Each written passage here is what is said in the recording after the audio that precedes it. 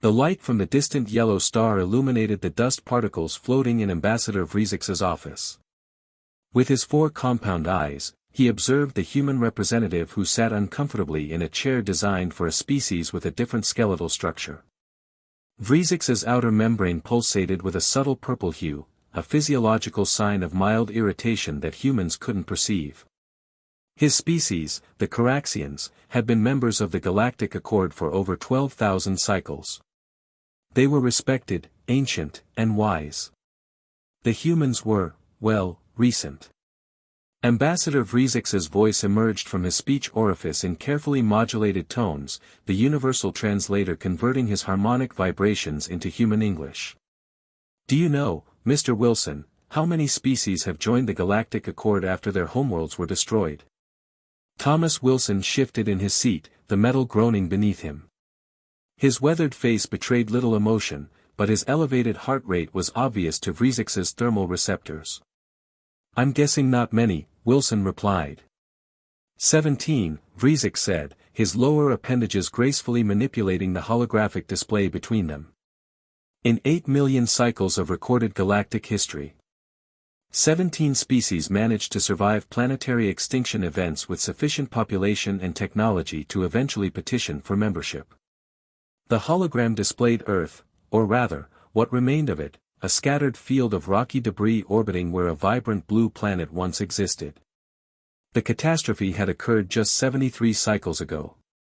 A mere eye blink in cosmic time. Humans are the 18th, Vrizix continued. And statistically, the least likely to thrive. Wilson's jaw tightened. We've survived this long. Indeed. Your species managed to evacuate approximately 8% of your population before the solar flare event. Remarkable, in its way. But fragmented across 27 colony worlds, with disparate governance structures and limited resources. Vrizix's outer membrane rippled with what humans might interpret as a shrug. Your petition for protective status under the Accord faces significant opposition. First Observational Officer Nezcolum slouched in her monitoring station aboard the Cardassian science vessel Eternal Inquiry. Her 3 primary tentacles lazily manipulated the controls while her secondary appendages tapped an irritable rhythm on her exoskeleton. Another human settlement scanning, she announced to no one in particular. The other officers in the observation bay were equally disinterested. Chief Science Director Tavik floated over, his gas bladders pulsing gently as he maintained position. Anything notable, Officer Nezcolum? Same as the other 14 we've catalogued, Director. Prefabricated structures, minimal terraforming, high birth rates, inefficient resource allocation. She gestured toward the display with a dismissive tentacle flick. They call this one, New Anchorage. Located on the 3rd moon of the gas giant in system CR 7721. How many humans? Approximately 22,000. Growing rapidly despite limited agricultural capacity. Tavik's respiratory sacs expanded thoughtfully. The Accord Council believes humans may violate the population dispersion treaty if left unchecked. Nezcolum's chromatophores flashed brief amusement. These creatures. They barely survived their planet's destruction. Their technology is centuries behind the Accord standard. They have no unified government, no significant military assets, and their genetic diversity is critically compromised. Nevertheless, Tavik countered, the Security Council remains concerned. About what? That they'll overwhelm us with their persistence. Nezcolum shifted her primary optical cluster toward the view screen showing the modest human settlement. Look at them, Director. They're building with metal and concrete. Their energy systems rely on fossil fuels and primitive fusion. They're hardly a species poised for galactic dominance. Tavik's body temperature increased slightly, a sign of mild reprimand. Your dismissiveness is noted, officer. But the Accord instructed us to observe all human settlements for a reason. Their adaptive capabilities are unusual. With respect, Director, I've studied 17 post-extinction species. The pattern is consistent: initial survival, gradual decline, eventual absorption into established civilizations or extinction. Humans will be no different. Tavik drifted away. Perhaps. Continue your observations. Nezkalim returned to her monitoring. On her display, humans moved about their settlement like insects, building, working, reproducing, clinging desperately to existence on their borrowed world. Unremarkable. Ordinary. Doomed. The Accord Council chamber hummed with the communications of 53 species, each representative seated, or suspended, or immersed, according to their physiological needs. The central holographic display showed the spread of human settlements across a section of the galactic arm, small, blinking lights representing the scattered remains of a nearly extinguished species. Grand Arbiter Zozan, representing the oldest living species in the Accord, called for attention. His crystalline form refracted light in hypnotic patterns as he spoke. The Observation Committee has completed its initial assessment of the human diaspora. Director Tavik will present the findings. Tavik's gaseous form condensed slightly as he moved to the presentation area. The holographic display zoomed in on several human settlements. Esteemed representatives, our 3-cycle observation of human settlements has yielded consistent data. Humans continue to establish colonies on marginally habitable worlds throughout sectors 7 through 16. Their expansion, while persistent, poses no immediate threat to Accord interests. Ambassador Vrezix extended a communication tendril. Director, your report mentions unusual adaptive behaviors. Please elaborate. Tavik's form shimmered. Yes, Ambassador. Unlike most post-extinction species, humans show no signs of cultural regression. They maintain advanced educational systems despite resource limitations. They prioritize technological development over immediate comfort. Most notably, they exhibit extraordinary social cohesion despite geographic separation. Clarify extraordinary, demanded the representative from the Haraxian collective, a hive-mind species naturally suspicious of individualistic beings. While humans lack telepathic abilities or shared consciousness, they demonstrate remarkable synchronicity across their scattered colonies, Tavik explained. When one settlement develops an innovation, others implement similar solutions despite minimal communication channels. Their disparate governance structures maintain surprisingly consistent priorities and values. The Mithrak delegate, a silicon-based intelligence, pulsed with skepticism. This hardly seems remarkable. Many species exhibit cultural continuity after diaspora events. True, Tavik acknowledged, but humans do so without the unifying forces common to other species: no hive mind, no shared dream space, no ancestral memory transmission. Their cohesion appears to stem from something else, something our analysts have yet to fully quantify. Ambassador Vrezix's membrane darkened with concern. Are you suggesting some form of undocumented psychic ability? No, Ambassador. We've detected no evidence of psionic potential in humans. This appears to be a purely sociological phenomenon. Grand Arbiter Zozan's crystalline voice resonated through the chamber. The question before this council is not whether humans are interesting, but whether they require Accord intervention. Their petition for protective status comes with significant implications. The holographic display shifted to show statistical projections. Current models suggest human colonies will remain viable for approximately 700 cycles before genetic drift and resource limitations force either extinction or assimilation, Tavik continued. However, these models assume continued isolation and current technological development rates. Ambassador Vrezix spoke again. And if they received Accord protection? Access to our technologies and networks? Tavik's form wavered slightly. That introduces significant variables. Our predictive models become less reliable. The chamber filled with the murmuring communications of concerned representatives. Perhaps, suggested the Haraxian delegate, a more practical assessment is needed. A test of their capabilities and temperament. Grand Arbiter Zozan's crystalline body pulsed with interest. What do you propose? The situation in the Varan expanse provides an opportunity. The Quartzite incursion threatens several unaligned systems near human space. If humans wish Accord protection, let them demonstrate their value. We could permit a limited human settlement in the buffer zone. The Mithrak delegate flashed with alarm. Place humans in proximity to the Quartzite. They are a Class 3 predatory species. Precisely, the Haraxian responded. If humans possess hidden potential, the threat will reveal it. If not, nature will take its course, and we will have our answer without direct intervention. The council chamber erupted in debate. Grand Arbiter Zozan observed silently, his crystalline thoughts impenetrable. Thomas Wilson stood before the airlock of his transport vessel, gazing through the viewport at the distant curve of Varan 7, a habitable moon that would soon become humanity's newest outpost. Behind him, 200 colonists prepared for planetfall, their expressions a mixture of determination and apprehension. His second-in-command, Dr. Sarah Taylor, checked atmospheric readings on her tablet. It's within parameters, but barely. The terraforming equipment will need to deploy immediately. Wilson nodded. The Accord's generosity leaves much to be desired.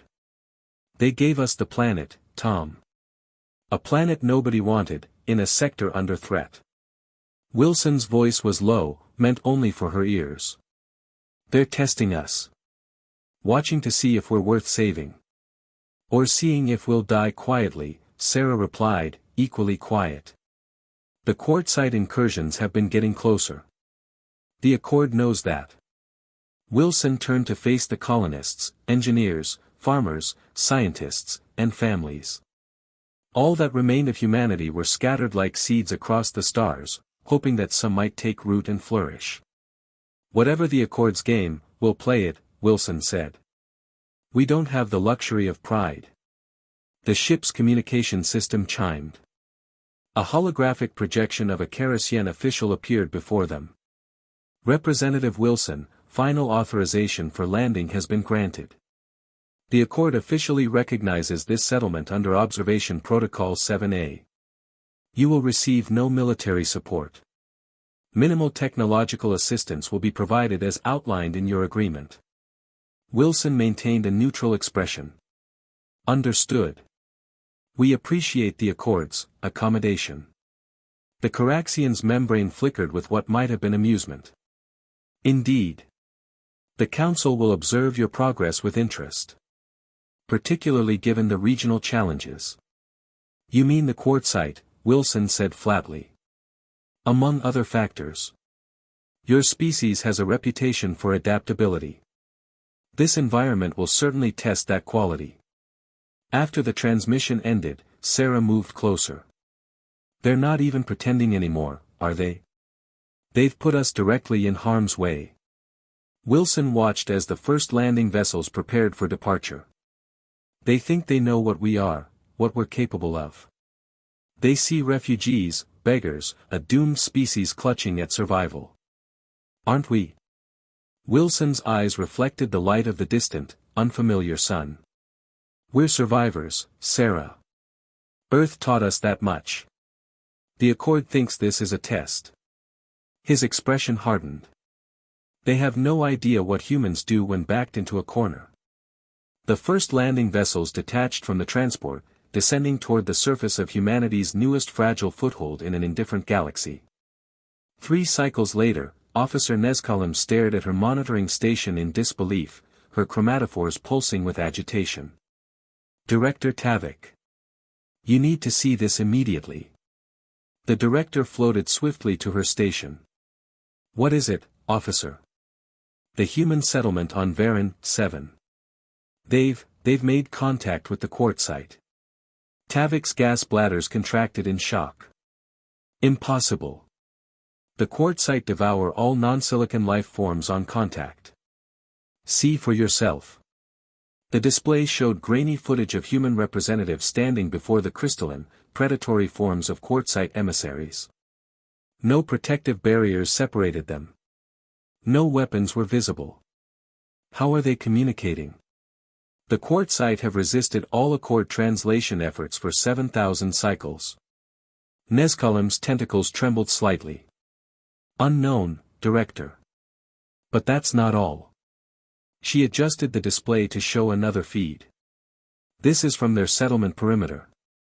The humans have integrated quartzite crystal structures into their defensive barrier. The crystalline formations are growing, responding to human technological interfaces. That's not possible, Tavik whispered, his gaseous form condensing further with stress. The quartzite assimilate technology, they don't integrate with it. Nezkalem's voice lowered. Sir, I believe the humans have somehow negotiated with them. Negotiated? With a predatory hive intelligence that has consumed 12 civilizations? I cannot explain it otherwise. Tavik was silent for long moments, his form pulsing with rapid thought. Finally, he spoke. Transmit everything to the Accord Council. Highest priority. As Nezkalem complied, Tavik continued to watch the impossible scene unfolding on the display. Humans, fragile, primitive, desperate humans, standing unharmed before one of the most feared species in the galaxy, apparently in peaceful communication. What are you? He whispered to the image. What have we overlooked? On the screen, Thomas Wilson extended his hand toward the crystalline quartzite entity, a meaningless human gesture of greeting that, impossibly, the quartzite seemed to understand. Its crystalline form shifted, extending a similar appendage. Contact. The emergency session of the Accord Council pulsed with agitated energy. Representatives from 53 species generated a cacophony of sounds, lights, and pheromonal signals expressing everything from curiosity to outright alarm. The central holographic display showed multiple feeds from Varan 7, humans working alongside crystalline quartzite entities, constructing structures that were neither fully human nor fully quartzite in design. Grand Arbiter Zozan's crystalline form vibrated at a frequency that commanded immediate silence. This council will maintain order, he resonated. The chamber quieted. Director Tavik, continue your report. Tavik's gaseous form had condensed to nearly half its normal volume, a sign of extreme stress among his kind. The display shifted to show Thomas Wilson in what appeared to be a negotiation with quartzite representatives. As you can observe, the humans have established communication protocols with the quartzite. They've developed a rudimentary translation matrix that allows for basic information exchange. This is unprecedented. Ambassador Vrizix's membrane darkened to deep indigo. Impossible, you mean? The quartzite are a Class 3 predatory species with a documented history of consuming all non-silicon life forms. They do not negotiate. They do not communicate. They consume. Nevertheless, Tavik continued, the evidence is before you. Not only are the humans communicating with the quartzite, but they've also established a symbiotic defense perimeter. Quartzite crystalline structures integrate with human technology, creating a barrier that our sensors indicate is significantly more effective than either technology alone. The Haraxian delegate's compound eyes flashed with ultraviolet patterns of suspicion. Could the humans have been assimilated? Their physical forms preserved but their consciousness absorbed. We've detected no evidence of neural pattern disruption, Tavik responded. The humans appear to be acting of their own volition. More concerning, perhaps, is that the quartzite colonies nearest to Varan 7 have altered their expansion patterns. They're now moving away from human settlements and toward Accord buffer territories. The chamber erupted again in alarmed communications. Grand Arbiter Zozan allowed the commotion to continue for 23 seconds before intervening. This development changes our assessment parameters. The Strategic Assessment Committee will formulate response options. His crystalline form turned toward Ambassador Vrizix. Ambassador, your observation mission is now elevated to direct intervention status. Determine how the humans achieve this apparent alliance and assess whether it represents a threat to Accord security. Vrizix's membrane rippled with acknowledgement. And if it does? The Grand Arbiter's crystalline structure darkened. Then we may need to reconsider our approach to both species. The command center beneath New Anchorage hummed with activity as Thomas Wilson studied the tactical display showing quartzite movements throughout the sector. Sarah Taylor stood beside him, her face illuminated by the blue glow of holographic star charts. "The Accord's watching us," she murmured. 3 observation vessels maintaining position just outside the heliopause. Wilson nodded without looking up. "Let them watch. We need time." The door slid open, admitting Dr. Marcus Hoffman, humanity's leading xenobiologist and the architect of the Quartzite communication protocol. His weathered face looked even more haggard than usual, deep circles under his eyes testifying to weeks of minimal sleep. "They're adapting faster than we anticipated," Hoffman said without preamble, dropping a data tablet onto the conference table. "The crystalline integration with our defense systems has reached 97% efficiency. They're learning our technology, our methods, He hesitated, "our thought patterns." Wilson's expression remained neutral, but his eyes hardened. "And the reverse? Our understanding of their communication structures has improved by approximately 30%. We still can't access their deeper consciousness layers, but the surface protocols are becoming clearer." Hoffman ran a hand through his thinning hair. "They're definitely moving against the Accord buffer zones." Sarah frowned. "Can we control that?" "The agreement was for mutual defense, not expansion." "Control isn't the right framework," Hoffman replied. "Think of it more as influence. Suggestion. Their hive mind operates on fundamentally different principles than our neural networks. They don't experience agreement the way we do." Wilson straightened, wincing slightly at the pain in his lower back, a souvenir from Earth's evacuation. "The Accord never expected us to survive here, let alone establish relations with the Quartzite. Now they're concerned we've created something worse than either of us alone. Haven't we?" Sarah asked quietly.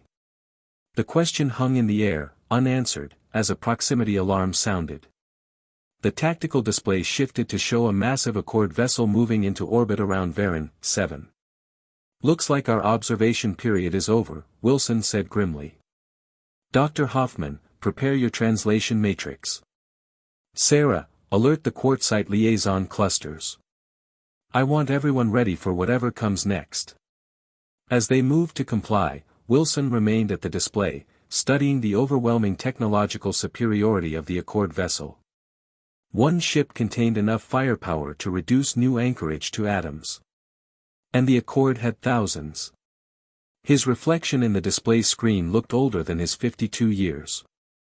The light caught the small crystalline formation growing behind his right ear, a Quartzite communication node, voluntarily accepted. He touched it briefly, feeling the faint resonance of alien thoughts at the edge of his consciousness. "We will survive," he whispered, unsure whether he was speaking to himself, to humanity, or to the crystalline intelligence now partially linked to his mind. Officer Nezcolum adjusted her exoskeleton's pressure seals as she prepared to disembark onto the surface of Varan 7. Ambassador Vrizix floated beside her, his membrane now a neutral gray, the kerosene equivalent of a poker face. "Remember, officer, this is primarily an intelligence-gathering mission," Vrizix said. "The humans believe we are here to assess their progress for potential Accord membership. Let them continue believing that." "And the Quartzite?" Nezcolum's tentacles twitched nervously. "Our species has no diplomatic protocols for direct interaction with Class 3 predators. Observe from a distance. Do not engage.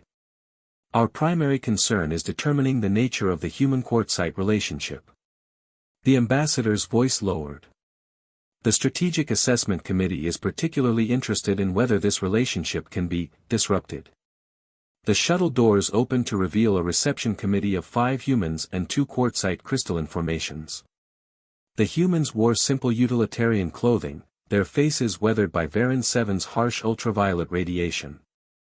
The Quartzite entities pulsed with internal light, their crystalline structures shifting in patterns that Nezcolum recognized as communication. Thomas Wilson stepped forward, his right hand extended in the human greeting gesture. Behind his right ear, Nezcolum noticed a small crystalline formation, a sight that sent a wave of revulsion through her nervous system. Ambassador Vrizix, welcome to New Anchorage, Wilson said, his voice steady and diplomatic. We appreciate the Accord's continued interest in our settlement. Ambassador Vrizix did not extend a communication tendril in response. Representative Wilson. I see you've made some unexpected alliances since our last communication. Wilson's smile didn't reach his eyes. Adaptation is a human specialty, Ambassador. The Quartzite have proven to be valuable partners in surviving this challenging environment. One of the Quartzite entities moved forward slightly, its crystalline structure emitting complex light patterns. To Nezkalem's shock, Wilson turned toward it, nodded as if listening, then replied to the ambassador. Our Quartzite colleagues welcome you to what they call, the place of new growth. They request that you refrain from emitting certain frequency ranges that they find disruptive. Ambassador Vrizix's membrane briefly flashed purple before returning to neutral gray. You understand their communication? To a degree. Dr. Hoffman can explain the technical details during your inspection tour. Wilson gestured toward the settlement behind him. Shall we begin? There's much to show you. As they moved through the settlement, Nezkalem's observational training kicked in, cataloging every detail. The integration of quartzite crystal formations into human structures was extensive, far beyond what their orbital scans had detected. Crystal nodes were embedded in walls, communication devices, even some medical equipment. More disturbing were the small crystal formations visible on approximately 30% of the humans they passed, similar to the one behind Wilson's ear. The crystal nodes, Ambassador Vrizix finally asked, on your people. They are voluntary. Wilson's expression remained diplomatic. Of course, Ambassador. They facilitate direct communication with our quartzite partners. Only those who work closely with them opt for the connection. Dr. Hoffman, walking beside them, added, the nodes don't penetrate neural tissue. They resonate with specific brainwave patterns, creating a type of shared language space. Quite remarkable, really. And do the quartzite better understand humans through these connections? Nezkalem asked, unable to keep a note of suspicion from her voice. Wilson and Hoffman exchanged a brief glance. It's a mutual exchange, Wilson said carefully. We gain insights into their hierarchical thought structures, they gain understanding of our individual cognitive processes. Ambassador Vrizix stopped walking. Do you understand what you've done, Representative Wilson? The Quartzite have consumed 12 civilizations. They are not collaborators, they are predators. With respect, Ambassador, Wilson replied, his voice hardening slightly, those 12 civilizations weren't human. We found a different approach. An approach that involves allowing them access to your neural patterns. Vrizix's membrane darkened significantly. How confident are you that you remain uncompromised? Before Wilson could answer, alarm klaxons blared throughout the settlement. Humans rushed to predetermined positions, and the quartzite crystals throughout the structure began pulsing with synchronized light patterns. Sarah Taylor sprinted toward them, her face grim. Multiple bogies entering the system.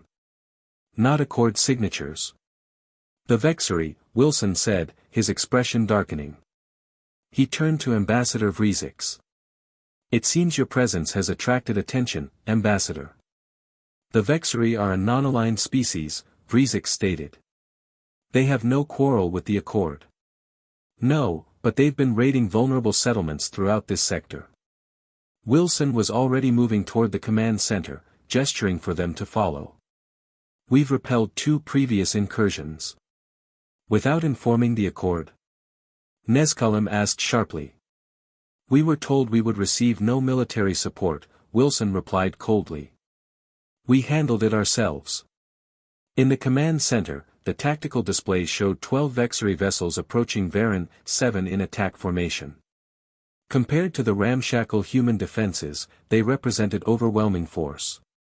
They've never attacked in these numbers before, Sarah said, her fingers flying over control surfaces. The quartzite crystals throughout the command center pulsed in synchronized patterns. Wilson touched the node behind his ear, his eyes briefly unfocusing. The Quartzite defense network is activating, he announced. All colonists with neural links, prepare for integration protocols.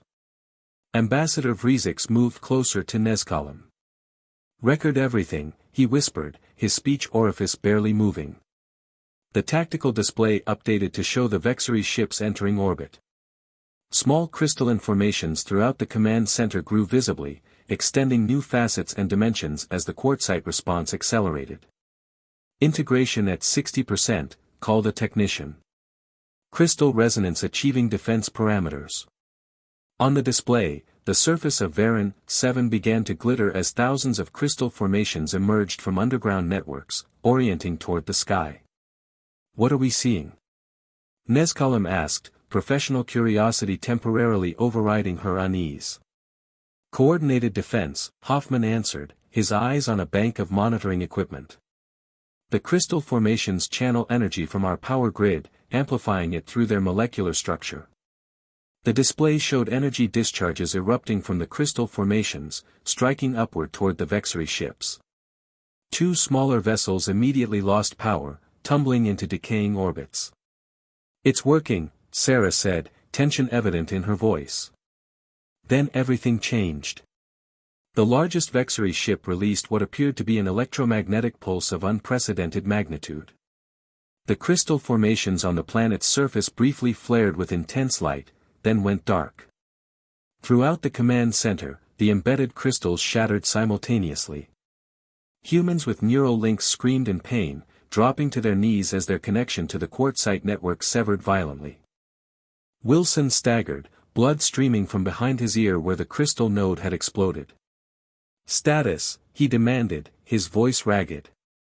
Defense network offline, a technician reported, her own face streaked with blood. The pulse contained some kind of resonance disruptor. It's specifically targeting the crystal structures. They knew, Sarah whispered. They knew exactly how to counter our integrated defenses. On the tactical display, Vexery landing craft began descending toward the settlement. The defense system that had previously repelled 2 invasions lay in ruins. Evacuate to the emergency shelters, Wilson ordered, pressing a bandage to his bleeding ear. Security teams to predetermined positions. We're going to Protocol Omega. The command center erupted into controlled chaos as colonists implemented evacuation procedures. Through it all, Ambassador Vrizix and Officer Nezkalem observed silently, recording the apparent collapse of humanity's fragile foothold on Varan 7. The observation deck of the Accord vessel provided a panoramic view of the devastation below. Vexery ground forces had overwhelmed the settlement's outer defenses within hours. Now, smoke rose from multiple structures as the invaders methodically dismantled humanity's presence on Varan 7. The humans appear to be finished, Nezkalem observed, her tentacles manipulating the display to zoom in on different sectors of the battlefield. Their crystal defense network is destroyed. The Quartzite entities have withdrawn underground. Remaining resistance is minimal and disorganized. Ambassador Vrizix floated silently, his membrane cycling through shades of blue and purple. And yet. Sir. Observe the Vexery search patterns, Vrizix instructed. They're systematic, thorough, but finding remarkably few humans. Nezkalem adjusted the display. The colony reportedly had 8,742 inhabitants. Vexery forces have encountered fewer than 500. The emergency shelters, Vrizix mused. The humans evacuated there before the main assault. We've scanned for subsurface structures. There are some bunkers, but not nearly large enough to house thousands of colonists. Nezkalem's chromatophores pulsed with confusion. Where are they, Ambassador? Before Vrizix could respond, the ship's sensors detected a massive energy surge from beneath the settlement. The display automatically shifted to show fissures opening in Varan 7's crust, not random earthquake activity, but precisely patterned geometric formations. What are we seeing? Vrizix demanded. Unknown, Ambassador, replied the ship's analysis system. Energy signatures do not match known weapon systems. Detecting massive subterranean movement. The display shifted again as the ship's sensors penetrated deeper, revealing an impossible sight. The remnants of the crystal defense network hadn't been destroyed, they had been deliberately withdrawn underground, restructured, and massively expanded. And in the center of the vast crystalline web were thousands of human life signs, their neural patterns showing synchronized activity unlike anything in Accord records. By the first ones, Nezcolum whispered. They're not just communicating with the Quartzite. They're joining with them. On the surface, the geometric fissures widened. Vexury ground forces scrambled to retreat as massive crystalline structures erupted from beneath them, not as random growths but as articulated, engineered constructs, walking crystalline titans, each controlled by what appeared to be human operators embedded within their structures. Impossible, Vrizix breathed. The neural links, Nezcolum realized. They weren't just for communication. They were preparations for this. They watched in stunned silence as the crystal colossi methodically engaged the Vexury forces. The invaders' weapons, so effective against conventional defenses, barely scratched the massive constructs. Within hours, the remaining Vexury vessels fled the system, leaving their ground forces to be systematically crushed by humanity's crystalline guardians. In the Accord Council emergency session, the mood had shifted from concern to openly alarmed. The display showed the aftermath on Varan 7, the crystal colossi now dormant but vigilant around the perimeter of the human settlement, which was already being rebuilt with enhanced crystal integration. Ambassador Vrizix addressed the council, his membrane now a solid indigo of deep concern. The humans have achieved something beyond our understanding. They've formed a symbiotic relationship with the Quartzite that allows them to directly control crystalline megastructures through neural interfacing. The implications are profound. The Heraxian delegates' compound eyes pulsed rapidly. We misjudged them completely. They're not refugees clinging to survival. They're evolving. Not evolving, corrected the Mithrak delegate. Adapting. There's a critical difference. Evolution is passive, generational. This is active, immediate, and directed. Grand Arbiter Zozan's crystalline form vibrated thoughtfully. What of the Quartzite? Their behavior contradicts 12,000 cycles of documented predation. That, Vrizix replied, is perhaps the most concerning element.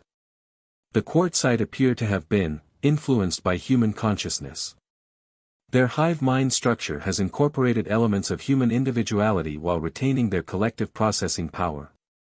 Creating something more powerful than either species alone, Zozan concluded. Officer Nezcolum, invited to the council as a direct observer, extended a tentacle in the gesture requesting permission to speak.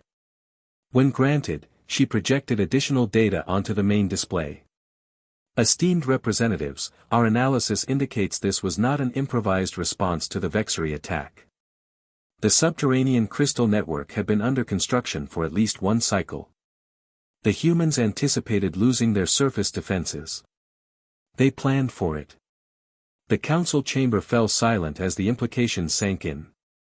You are suggesting, the Mithrak delegate finally said, that humans allowed their settlement to be attacked. That they sacrificed their surface infrastructure to demonstrate their capabilities. To us, Vrizix added quietly. They knew we were watching. They knew the Accord Council was assessing whether they represented a threat. Grand Arbiter Zozan's crystalline structure darkened. Assessment complete, it would seem. The Heraxian delegates' pheromonal signals expressed growing alarm. The scattered human colonies throughout our territory, are they all developing these capabilities? Unknown, Vrizix admitted. But our observation data suggests consistent communication between all human settlements despite their limited technology. What one group discovers, others implement. The display shifted to show Thomas Wilson, his wounded ear now healed with an expanded crystalline formation integrated into the scar tissue. He was directing the reconstruction efforts, the crystal colossi responding to subtle gestures of his hands. We fundamentally misunderstood them, Nezcolum said, her voice uncharacteristically subdued. We saw them as primitive refugees, desperate and fragmented. We failed to recognize their true nature. And what is their true nature, officer? Grand Arbiter Zozan asked. Nezkalem's chromatophores pulsed with a pattern indicating deep uncertainty. I believe humans are adaptive symbionts, Arbiter. They don't conquer environments or species, they join with them, transform them, and are transformed in return. What we're witnessing on Varan 7 isn't human dominance over the Quartzite or Quartzite assimilation of humans. It's the birth of something entirely new. The council chamber remained silent for long moments as representatives processed the implications. Finally, Grand Arbiter Zozan spoke again. Contact Representative Wilson. Inform him that the Accord Council wishes to open direct diplomatic negotiations regarding humanity's petition for protective status. His crystalline form brightened slightly. Though I suspect the nature of that petition may have changed. As the council session dispersed, Ambassador Vrezix approached Officer Nezkalem privately. Your assessment was insightful, officer. But incomplete. Sir. You identified humans as adaptive symbionts. But you missed the most critical aspect of their nature. Vrezix's membrane rippled with complex emotions. Humans don't just adapt to survive. They transform disadvantage into opportunity. They were placed on Varan 7 to fail, to be consumed by the Quartzite or eliminated by sector raiders. Instead, they forged an alliance that made them stronger, Nezkalem finished. Precisely. Vrezix's membrane darkened to deep indigo. And now I find myself wondering, was that the outcome they intended all along? The crystalline hall of the Accord High Council gleamed under the light of 3 artificial suns. Grand Arbiter Zozan's massive form dominated the center of the chamber, facets reflecting fractured images of the 53 species representatives arranged in concentric rings around him. The air hummed with tension, punctuated by the subtle clicks and whistles of translator nodes working to keep pace with agitated discussions. Ambassador Vrezix's membrane rippled with barely contained alarm as he projected the latest intelligence onto the communal display. The holographic image showed a human settlement, but not the one on Varan 7. This was New Anchorage, humanity's largest colony, located on the third moon of the gas giant in system CR 7721. 17 standard cycles ago, New Anchorage was a collection of prefabricated structures housing approximately 22,000 humans, Vrezix explained, his voice modulated to project calm he didn't feel. This is New Anchorage today. The display shifted. Gasps and phenomenal bursts of shock emanated from the gathered representatives. Where a modest settlement once stood, a vast crystalline metropolis now sprawled across the lunar surface. Massive structures rose like faceted mountains, pulsing with internal light that matched no known technology in the Accord database. Crystal spires twisted into impossible geometries, some extending beyond the moon's thin atmosphere into space itself. The transformation began 32 days after the Varan 7 incident, Vrezix continued. Our analysis indicates the presence of Quartzite crystal technology, but modified to an extent we previously believed impossible. The Mithrak delegate's silicon form vibrated with concern. How many humans now occupy this settlement? Sensor readings indicate approximately 97,000. A wave of alarmed communication swept through the chamber. That's impossible, the Haraxian representative chittered. Their reproduction rates, even at maximum capacity. They are not reproducing, Vrezix interrupted. They are arriving. From every human settlement throughout Accord space. A mass migration coordinated with precision that belies their supposed technological limitations. The display shifted again, showing similar transformations occurring at 3 other human settlements. It appears, Vrezix said carefully, that what we witnessed on Varan 7 was not an isolated incident, but rather, a proof of concept.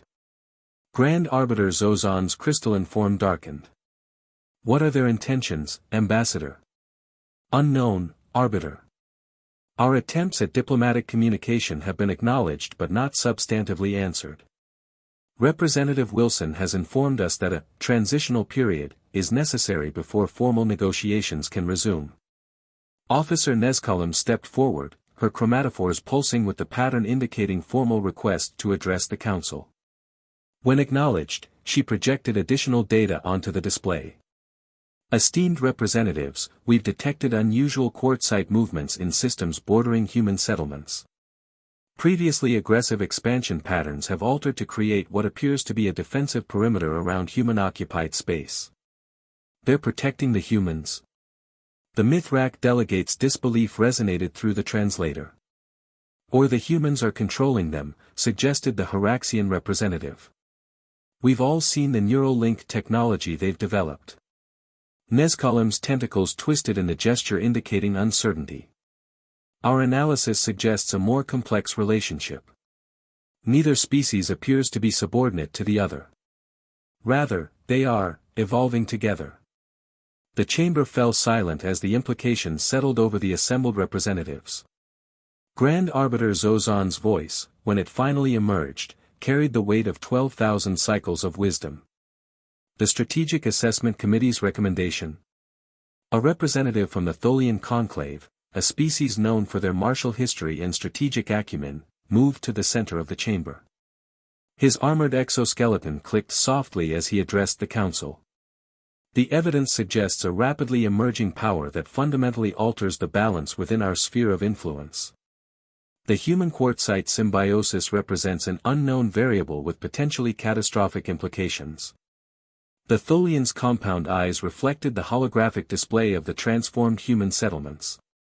The committee recommends immediate containment action. You propose military intervention? Vrizix's membrane darkened with concern. We propose a measured response to ensure Accord security, the Tholian replied. Quarantine of affected systems.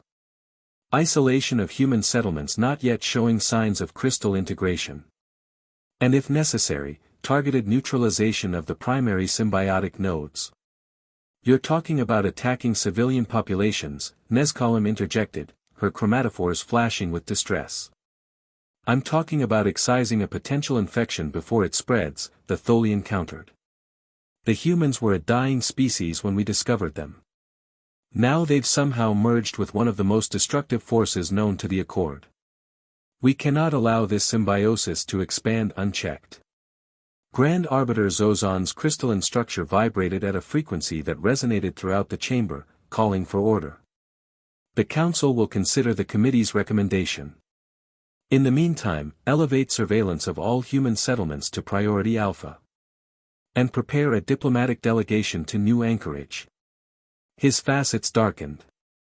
We will attempt negotiation before contemplating more permanent solutions. The observation deck of the Accord diplomatic vessel Harmonious Discourse offered a panoramic view of New Anchorage as they approached.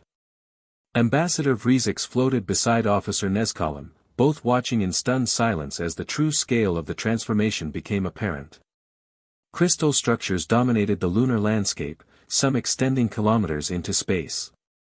The structures weren't randomly grown but engineered with precision, vast geometric patterns that seemed to serve specific functions.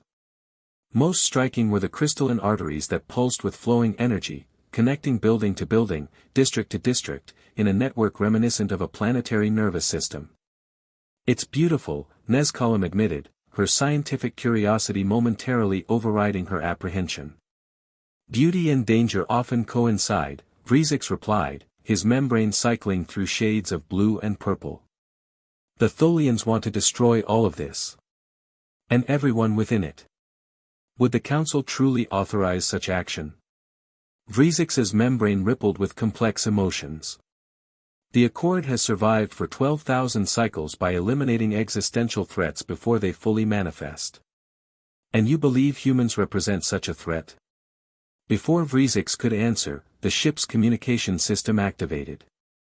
Thomas Wilson's face appeared on the display, the crystalline formation behind his ear now extending in delicate patterns across his temple. Ambassador Vrizix, welcome to New Anchorage. We've prepared a landing bay for your vessel and accommodations suitable for your physiology. Vrizix's speech orifice modulated carefully. Representative Wilson. Your settlement has, changed significantly since our last communication. Wilson's smile didn't reach his eyes. Evolution waits for no species, Ambassador. We look forward to showing you what humanity has become. As the transmission ended, Nezkalem's tentacles twisted anxiously. The neural crystals have spread further across his epidermal layer. Yes, Vrizix said quietly. I wonder how much of Thomas Wilson remains behind those eyes. The landing bay gleamed with crystalline surfaces that somehow absorbed the impact of their vessel without a sound. As Ambassador Vrizix and Officer Nezkalem disembarked with their small security detail, they were met by a delegation of humans and quartzite formations working in perfect coordination. Thomas Wilson stepped forward, extending his hand in the traditional human greeting. The crystal patterns on his temple pulsed with subtle light that matched the rhythm of the larger structures surrounding them. Ambassador, Officer Nezkalem, welcome. We've prepared a tour that we believe will address many of your questions. Wilson's voice carried the same diplomatic tone as always, but something in his intonation had changed, a subtle harmonic quality that hadn't been present before. As they moved through the settlement, Nezkalem's observational training catalogued every detail. Humans worked alongside crystalline entities with practiced ease. Many bore the crystal neural links, though the patterns varied widely, some minimal, others extensive. Most striking was the complete integration of organic and crystalline technology, medical facilities where crystal formations accelerated healing, agricultural sections where crystalline structures optimized light and nutrient distribution, communication hubs where humans with neural links interfaced directly with the settlement systems. Your transformation has been rapid, Vrizix observed carefully. Wilson nodded. The quartzite connection accelerated our development exponentially. What might have taken centuries, we've accomplished in months. And the purpose of this development? Vrizix's membrane darkened slightly. The Accord Council has noticed the defensive perimeter being established around human-occupied systems. Wilson's expression remained diplomatic, but his crystal implant pulsed briefly. Self-preservation, Ambassador. The Vexery attack demonstrated our vulnerability. We've taken steps to ensure our survival. They entered what appeared to be a central command facility, a vast chamber where humans with extensive neural links sat within crystalline interfaces, their consciousness visibly extending into the settlement systems. At the center stood a massive crystalline formation that pulsed with complex patterns of light and energy. This is our nexus, Wilson explained. It connects all human settlements through a subspace communication network facilitated by the quartzite crystalline structure. Faster-than-light communication. Nezkalem couldn't hide her shock. That's beyond even Accord capabilities. It's more than communication, Wilson said. It's a shared consciousness space. What one settlement discovers, all know instantly. What one human experiences, all can access. A hive mind, Vrizix stated flatly. You've surrendered your individuality to the quartzite collective. Wilson's expression hardened slightly.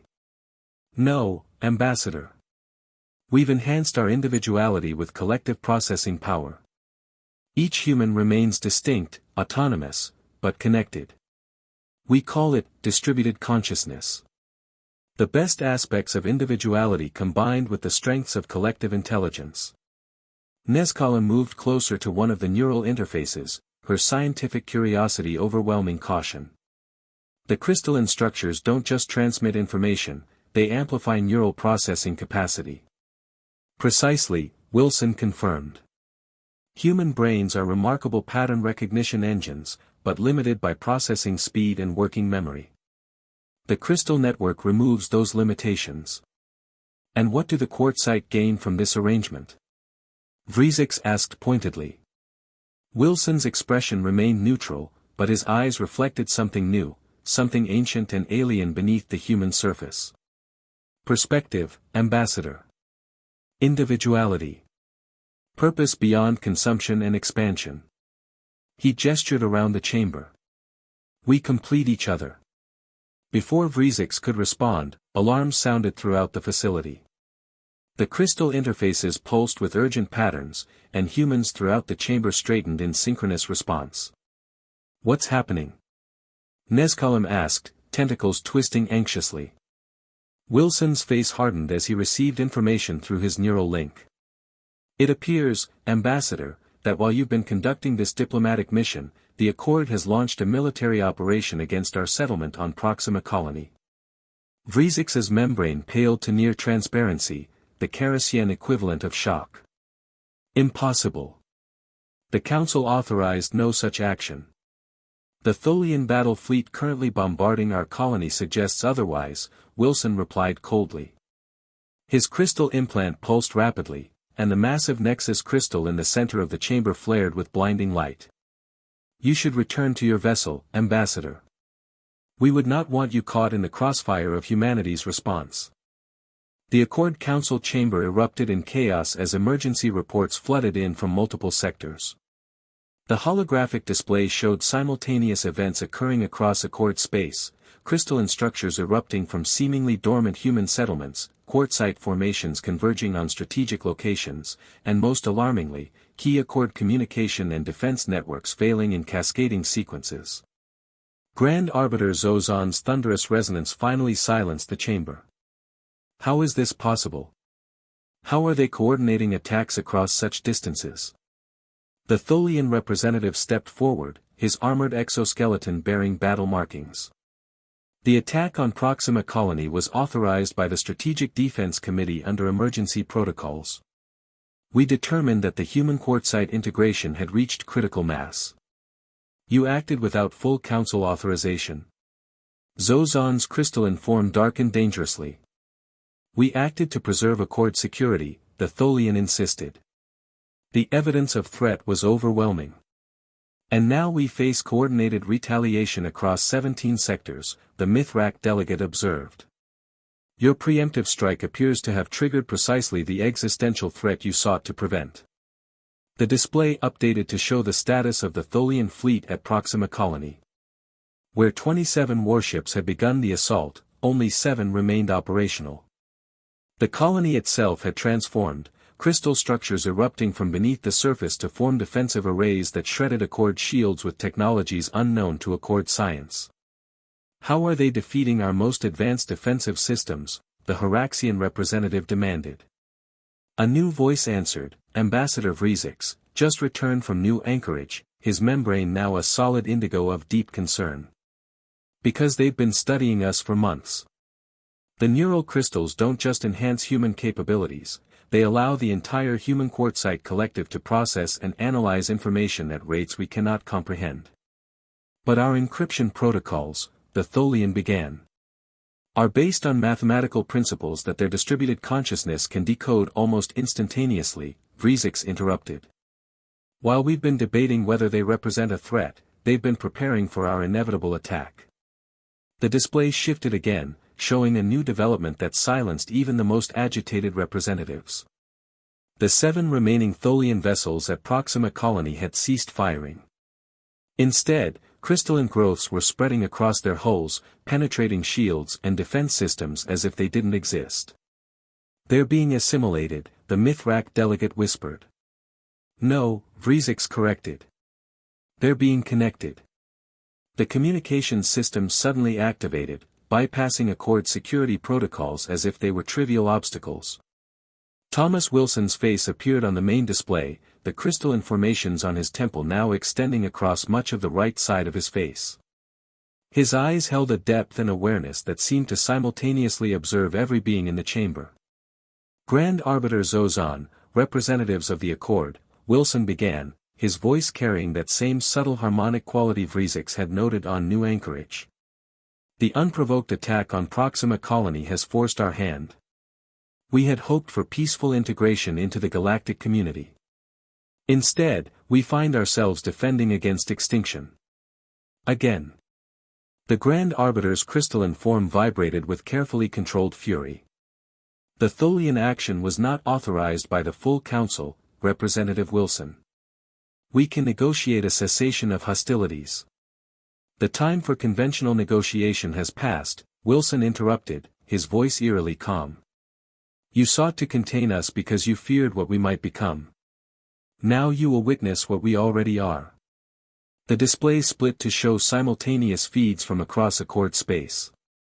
Crystalline structures were emerging on planets, moons, even space stations, places where no human settlements existed, where no quartzite had ever been detected. "How is this possible?" the Haraxian representative chittered in alarm. "We've monitored all human movements." "You monitored our physical forms," Wilson replied.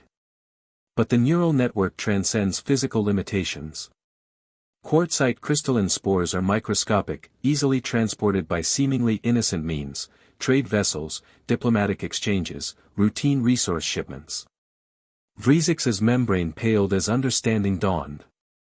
"The communication nodes. They're not just for sharing information.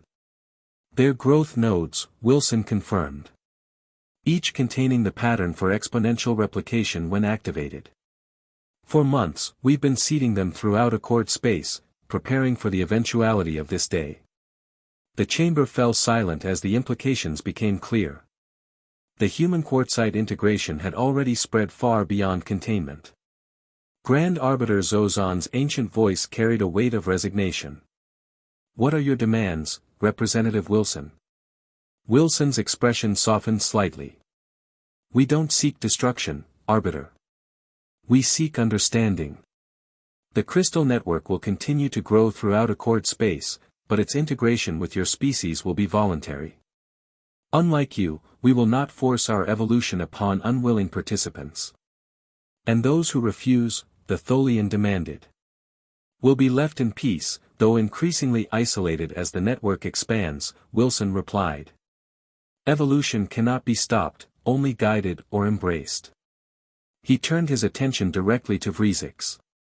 "Ambassador, you once asked what humanity truly is. Now you begin to see. We are adapters, integrators, transformers. We take what exists and reshape it into something new." The crystalline patterns across his face pulsed with inner light. "Humanity was scattered across the stars, our homeworld destroyed. You thought us broken, diminished. Instead, we became something more." The display shifted one final time to show a visualization of the spreading crystal network, not random growth but an intricate, deliberate pattern extending throughout Accord space like a neural network expanding through a developing brain. "The Accord has existed for 12,000 cycles," Wilson continued, "maintaining stasis, controlling evolution, preserving an order that serves those who established it. That era is ending. Not through destruction, but through transformation."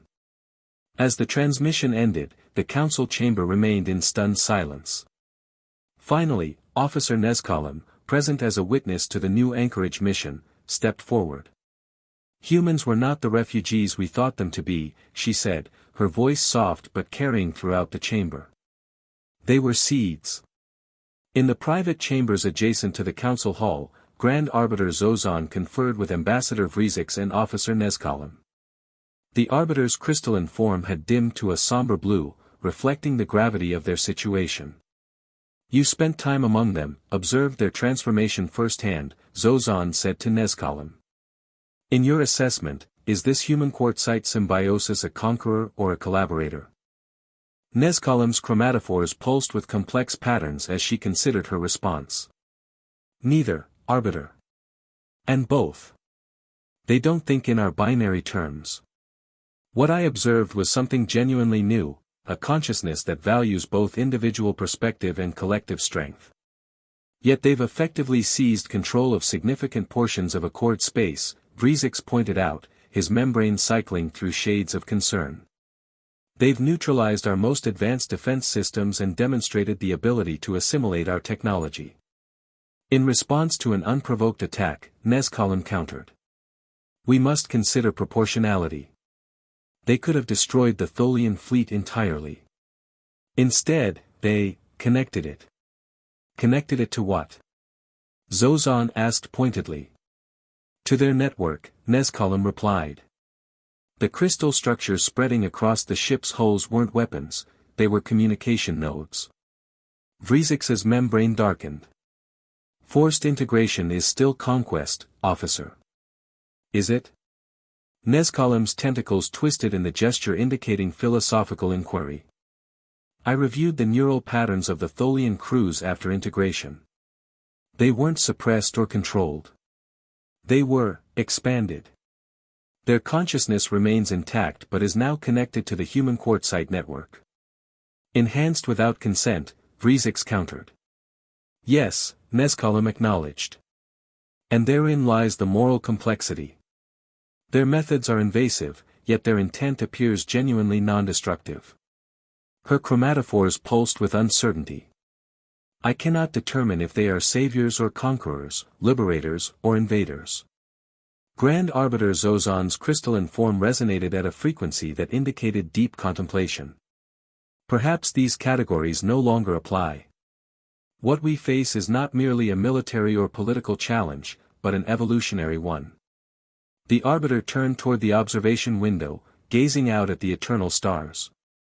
In 12,000 cycles, the Accord has encountered many threats: wars, plagues, rogue artificial intelligences, dimensional incursions.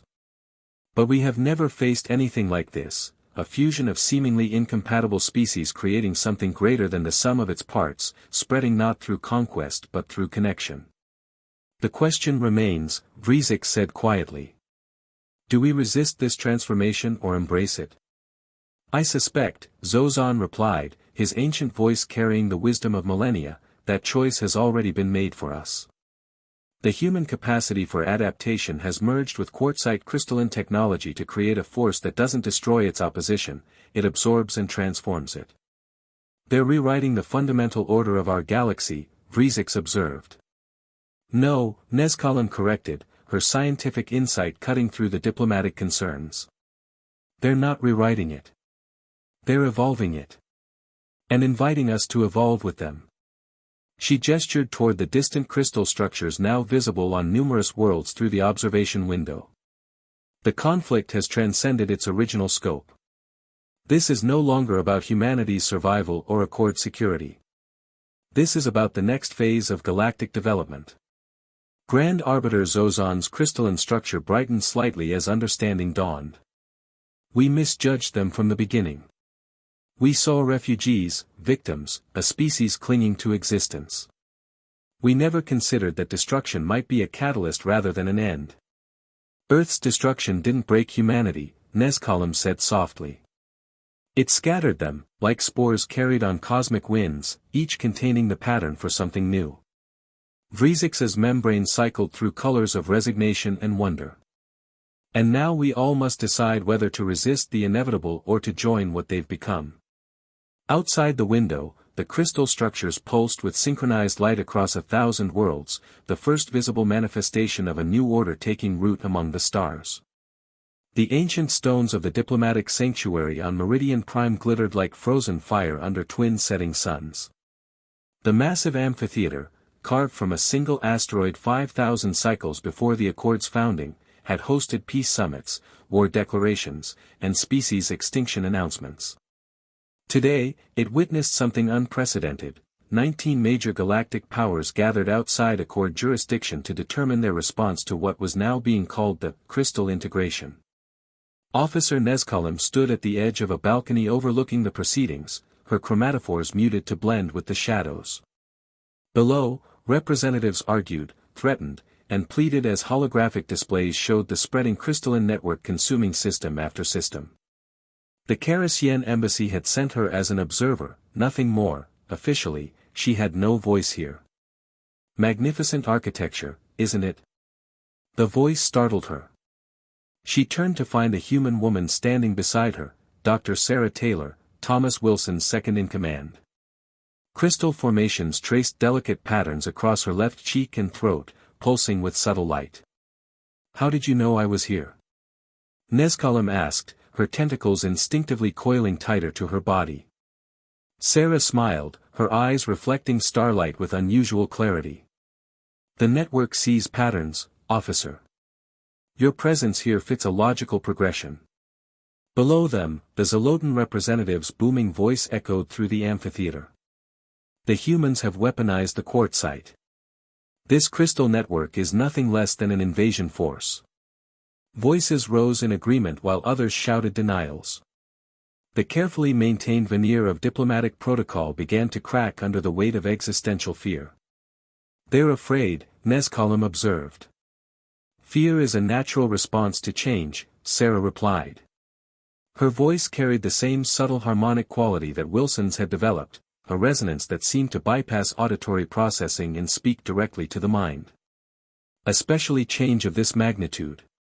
Your crystal network has consumed 17 Accord systems in 14 days, Nescolum said. Some might call that conquest rather than change." Sarah turned toward her, crystal formations catching the fading sunlight. "And what would you call it, officer? You've observed us more closely than most. You've studied our evolution from refugees to whatever we're becoming." Before Nescolum could answer, the amphitheater erupted into shouts. On the central platform, the Draylock Federation representative, an energy being contained within an articulated mechanical shell, had physically attacked the Sensorian diplomat advocating for cooperation with the human Quartzite collective. Security drones swarmed to separate them as the Meridian Prime moderator called for order. The holographic displays shifted to show new footage, a human settlement where crystalline structures had integrated completely with the environment, creating a seamless blend of technology and ecology that pulsed with life. "I can show you more," Sarah said quietly. "If you truly wish to understand." Nescolum hesitated, her scientific curiosity warring with caution. "Show me what? What we're actually building." Sarah extended her hand, the crystal formation on her palm pulsing with invitation. "Not filtered through fear or politics. The truth." Below them, the gathered representatives continued their increasingly fractious debate, splitting into clear factions. Nescolum glanced down at them, then back to the human's outstretched hand. "Very well," she said finally, extending a hesitant tentacle. The moment they touched, the world around Nescolum dissolved into crystalline light. Ambassador Vrizix's membrane darkened to indigo as he confronted Grand Arbiter Zozan in the private chambers of the Accord Council. The Arbiter's crystalline form had diminished noticeably in recent days, facets dulling with what appeared to be physical deterioration. "The coalition of free systems is gathering forces along the edge of Quartzite space," Vrizix reported, projections materializing in the air between them. "The Draylock Federation has deployed planet killers to systems bordering human settlements. If they attack, the crystal network will respond. We stand on the precipice of galactic war." Zozan's voice emerged as a weary vibration. "The Accord cannot prevent sovereign powers from acting in what they perceive as self-defense. Can't. Or won't." Vrizix's membrane rippled with barely controlled emotion. "The Council's inaction is being interpreted as tacit approval. You've seen the intelligence reports, the Draylock aren't just planning containment, they're discussing complete eradication of human-occupied systems." "What would you have me do, Ambassador?" Zozan's crystalline form shifted, revealing deeper fissures than previously visible. "The Accord itself is fracturing over this issue. Half our members view the crystal network as an existential threat, the other half as an evolutionary opportunity. We cannot enforce a consensus that doesn't exist." The projection shifted to show the latest expansion of the crystal network, not just a physical phenomenon but a pattern of influence spreading through communications, trade, and cultural exchange. Communities that had voluntarily accepted integration were experiencing unprecedented prosperity, technological advancement, and social harmony. "Is it truly as benevolent as it appears?" Vrizix wondered aloud. "Or is this merely the first phase of a more insidious transformation?" Zozan's form vibrated at a frequency indicating deep contemplation. "I have existed for 9,000 cycles, Ambassador. I have witnessed civilizations rise and fall, species evolve and go extinct. In all that time, I have never encountered anything like this human Quartzite integration. It defies our traditional categories of conquest and collaboration." The Arbiter shifted, crystals grinding against each other with an almost painful sound. "But perhaps most disturbing is the revelation of our own hypocrisy. Arbiter.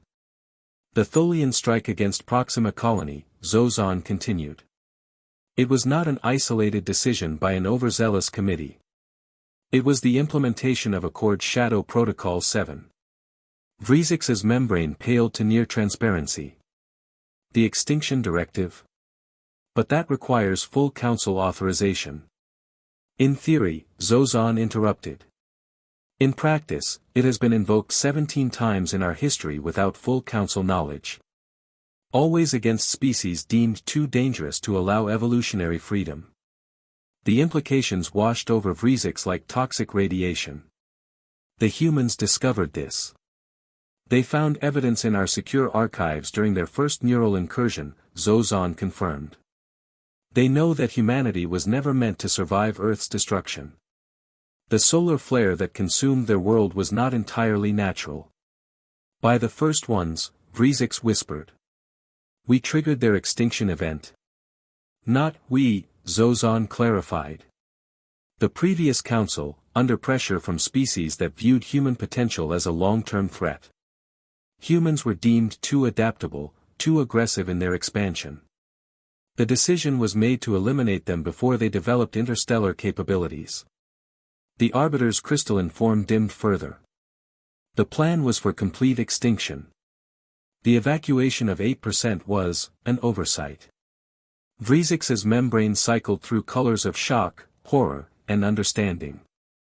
So when humanity petitioned for protective status, it was never going to be granted, Zozan finished. The placement on Varan 7 near Quartzite space wasn't just a test, it was intended as a cleanup operation.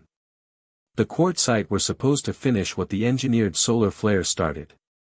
But instead of consuming them, the Quartzite joined with them, Vrizix said slowly. Creating something that could discover our deception and hold us accountable. Precisely. Zozan's ancient voice carried the weight of immeasurable regret. Humanity's actions aren't merely self-defense, Ambassador. They're a response to an attempted genocide that we pretended was a natural disaster. Their extreme measures suddenly appear rather restrained in that context, don't they? Outside the chamber windows, distant crystal formations on Accord Prime itself pulsed with steady, patient light, watching, waiting, expanding one node at a time. Officer Nezkalem's consciousness expanded beyond the limitations of her physical form as the crystalline network welcomed her. Vast streams of information flowed through her awareness, not as abstract data but as direct experience, sensory impressions from millions of perspectives simultaneously. She perceived the network as it truly was, not a weapon or a conquering force but a unified field of consciousness spanning systems and species. Humans formed the cognitive architecture, their individual minds providing the framework for pattern recognition and innovation. The Quartzite crystalline structure served as both medium and amplifier, extending neural connections across impossible distances while maintaining the integrity of each participant's identity. Most astonishing was the revelation that dozens of species had already voluntarily joined the network, beings from across the evolutionary spectrum finding a shared consciousness while retaining their unique perspectives. The result wasn't homogenization but heightened diversity, each species contributing distinctive cognitive approaches to collective challenges. As her awareness expanded, Nezkalem perceived something she hadn't expected: purpose. The network wasn't expanding merely for expansion's sake. It was preparing. What is this? She asked, her thought forming directly within the shared consciousness. Sarah's voice, now recognizable as just one facet of a larger identity, responded. The real reason for our integration. The threat that necessitated our evolution. Nezkalem's perception shifted to the edges of known space, beyond the anti-spinward rim where the galaxy's spiral arm fragmented into the void. There, something vast and hungry awaited, a darkness between stars that consumed light, matter, and consciousness with equal indifference. The Void Eaters, Sarah's consciousness explained. A non-corporeal predatory intelligence that consumes sentient species. They've destroyed 7 galaxies in neighboring cosmic sectors. Their advanced scouts reached our fringe systems 60 cycles ago. Impossible, Nezkalem thought. The Accord's deep space monitoring would have detected. They're undetectable by conventional means, interrupted another consciousness, Thomas Wilson's, she realized. They exist partially outside normal spacetime. The Quartzite encountered them first, nearly 30,000 cycles ago. It's why they evolved their crystalline hive mind, as defense against consciousness predation. And why they consumed other species, added another voice, Dr. Hoffman. Not from malice but desperate self-preservation. Assimilating diverse neural patterns to create cognitive barriers the Void Eaters couldn't penetrate. Understanding washed through Nezkalem's expanded awareness. The Quartzite weren't predators. They were, running. Yes, confirmed Wilson's consciousness. Until they encountered humans. Our neural architecture, combined with their crystalline technology, created something new, a consciousness structure that could not only resist the Void Eaters but potentially repel them. The network showed her glimpses of possible futures, the Void Eaters descending upon an unprepared galaxy, consuming mind after mind, leaving empty husks of civilizations behind. Then another possibility, a crystalline network spanning enough systems to create a unified consciousness field impenetrable to the extradimensional predators. This is why you're expanding so rapidly, Nezkalem realized. You're building a defensive perimeter. We're building survival, Sarah's consciousness corrected. For everyone, not just humans or Quartzite. The network must reach critical density before the Void Eaters' main force arrives. We estimate we have less than 30 cycles remaining. As the connection began to fade, Nezkalem desperately reached for more information. Why didn't you simply tell the Accord? Why this covert expansion? Wilson's consciousness answered as reality began reasserting itself. Would you have believed us? Would any species voluntarily join a network created by refugees and predators based on a threat they couldn't detect or verify? The crystalline awareness receded, leaving Nezkalem gasping as her perception contracted back to her physical form. She found herself still standing on the balcony beside Sarah, only seconds having passed in objective time. Now you understand, Sarah said simply. Below them in the amphitheater, the diplomatic summit had deteriorated further, with clear battle lines drawn between those advocating for military action against the Crystal Network and those urging cooperation. The Zolotan representative's voice rose above the chaos. The Dreylock Federation has committed to action. Their fleet will sterilize the primary human settlements while our combined forces contain the crystal spread. Any system that stands with the human stands against the free species of this galaxy. Shouts of approval mingled with cries of protest. On the central platform, the Meridian Prime moderator struggled to maintain order as ancient diplomatic protocols collapsed under the weight of fear. They cannot see beyond their immediate concerns, Sarah observed, her voice tinged with sadness. While the true threat approaches, they prepare to destroy their only defense against it. The Void Eaters, Nezkalem whispered. Are they truly real? Or was that a constructed narrative to justify your actions? Sarah met her gaze directly. You experienced the network, officer. Did it feel like deception? Before Nezkalem could respond, her communication implant activated with an urgent signal from Ambassador Vrezix. His voice emerged, tight with controlled urgency. Officer Nezkalem, return to our vessel immediately. The Accord Council has called an emergency session. Grand Arbiter Zozan has made revelations that change everything. The Accord Council chamber had never been so divided. Representatives physically separated themselves according to their positions on the Crystal Network, transforming the once unified circular arrangement into opposing factions. In the center, Grand Arbiter Zozan's diminished form seemed to hang suspended between worlds, addressing a fragmenting alliance. The historical record has been made available to all representatives, the Arbiter announced, his crystalline voice resonating with uncharacteristic emotion. The evidence of Shadow Protocol 7's implementation against Earth is undeniable. The Accord's highest institutions participated in an attempted genocide of a pre-interstellar species based on predictive models of their potential threat. Shock rippled through the chamber as representatives absorbed the implications. Many had genuinely believed that Earth's destruction was a natural disaster, that the Accord's subsequent actions toward humanity were benevolent. The Mithrak delegate's silicon form vibrated with disbelief. If this is true, the human's response has been remarkably restrained. Restrained? The Tholian representative's armored exoskeleton clicked agitatedly. They've infected dozens of systems with their crystal technology. They've compromised Accord security at every level. Without causing a single casualty, countered the Haraxian delegate, whose species had recently begun voluntary integration with the network. Compare that to our attempted extinction of their entire species. Ambassador Vrizix moved to the center of the chamber, his membrane cycling through colors of resolution. Officer Nezkalim stood slightly behind him, her chromatophores pulsing with the pattern indicating urgent information. Esteemed representatives, Vrizix began, the revelation of our historical crime against humanity is grave enough. But Officer Nezkalim has discovered information that places the Crystal Network's expansion in an entirely new context.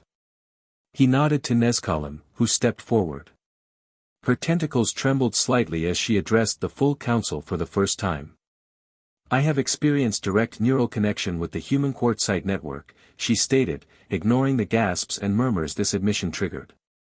What I discovered was not conquest but preparation, for a threat beyond our current comprehension. The chamber's holographic systems activated, displaying the information she had extracted from her brief connection to the network. The vast, hungry void between stars. The consumption of 7 neighboring galaxies. The approaching scouts of a predatory consciousness that existed partially outside conventional spacetime. The Void Eaters, she named them, the term itself seeming to darken the chamber. A non-corporeal intelligence that consumes sentient minds. They destroyed the Quartzite's original civilization 30,000 cycles ago, forcing their evolution into the crystalline collective we encountered. She gestured to the display showing the pattern of the Crystal Network's expansion, not random or purely opportunistic but a carefully designed defensive perimeter. The human Quartzite integration isn't an invasion force, she concluded. It's an immune response to an infection that has already begun at the edges of our galaxy. The council chamber fell silent as representatives processed this information. Finally, the Tholian representative stepped forward, his armored form gleaming under the chamber lights. Convenient, he hissed. When exposed for their aggressive expansion, they fabricate an invisible, undetectable threat that only they can defend against.